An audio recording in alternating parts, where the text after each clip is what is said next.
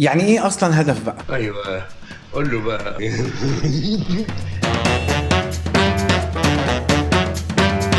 الهدف ده ليه شويه حاجات كده، خصائص كتير قوي، فهم 5 مهمين انا شايفهم. مفيش حاجه اسمها ابدا انا نفسي اجيب عربيه، ده مش هدف، ده حاجه كده في المطلق. لازم يبقى الهدف اول حاجه منه ان هو يبقى محدد. يعني ايه؟ يعني هنجيب عربيه مرسيدس سي 180 موديل 2015. تاني حاجة لازم الهدف يبقى قابل للقياس، عارف تقيسه بكام العربية دي، ب100,000 ولا بمليون ولا ب2، فلازم يبقى قابل للقياس. تالت حاجة هنجيبها امتى حضرتك؟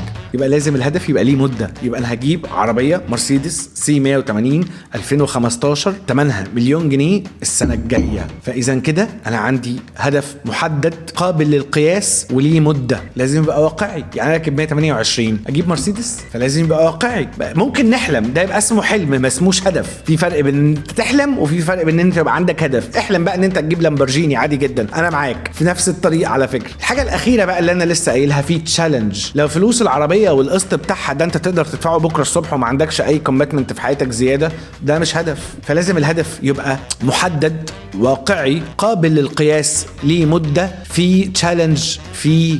يعني ايه يا ابن الايه؟ في تحدي. لو انت عندك ال5 خصائص دول في اي هدف في الدنيا كده انت عندك هدف.